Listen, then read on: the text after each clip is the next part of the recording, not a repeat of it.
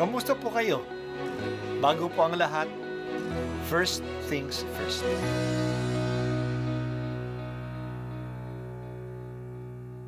Good morning po. Sinisimulan po natin ngayon ang first things first.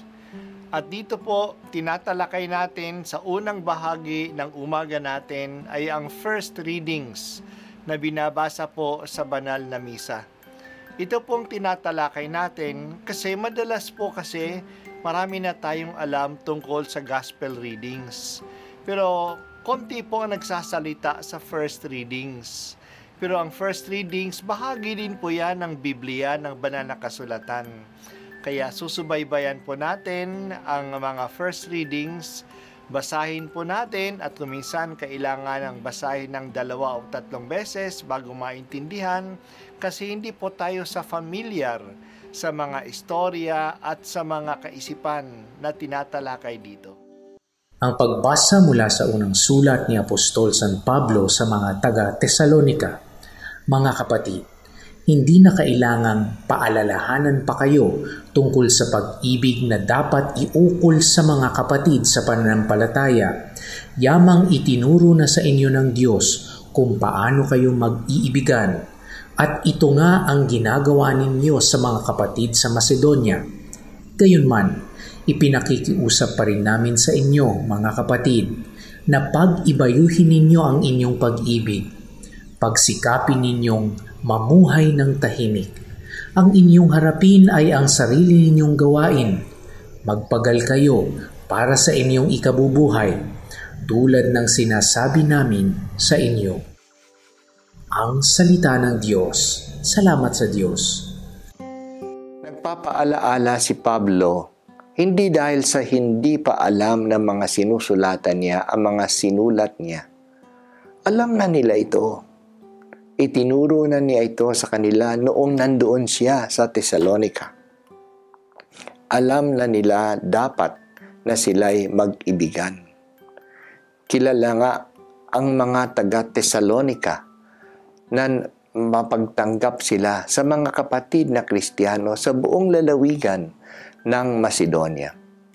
Sinusulatan sila ni Pablo at pinaaalalahanan upang pag-ibayuhin na nila ang kanilang pagmamahal. Nagmamahal na sila, pero pwede pa itong palalimin at palawakin. Isang paalaala niya sa kanila ay mamuhay silang tahimik, na ginagawa ang kanilang sariling trabaho at hindi maging pakialamero. Ang bawat isa ay magsikap sa kanyang sariling trabaho at tungkulin at hindi maging pakialamero sa gawain ng iba. May mga tao ngang ganoon. Puna ng puna sa gawain ng iba, pero ang sariling gawain ay hindi naman niya nagagawa. Pag-ibayuhin na ninyo ang inyong pag-ibig. Walang makasasabi that I have loved enough, na sapat na ang pagmamahal ko.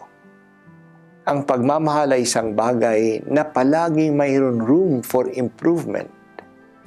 Kapag isang tao ay tunay na nagmamahal, palagi pa ito naghahanap ng pagkakataon na ipakita at ipadama ang kanyang pagmamahal.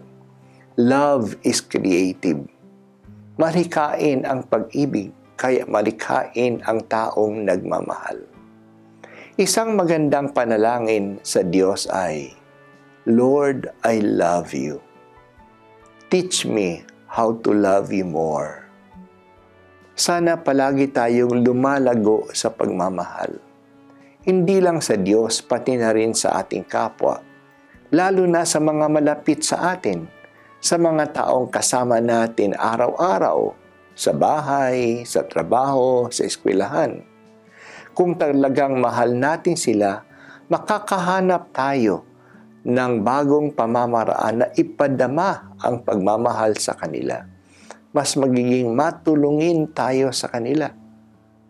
Mahahabaan pa natin ang tali ng ating pasyensya kasi mahal natin sila. O God of love, teach me how to love. Let me grow in my love for you, and in my love for those around me. Ito po ang unang pagbasa at ako po ay si Bishop Broderick Pabilio dito sa First Things First.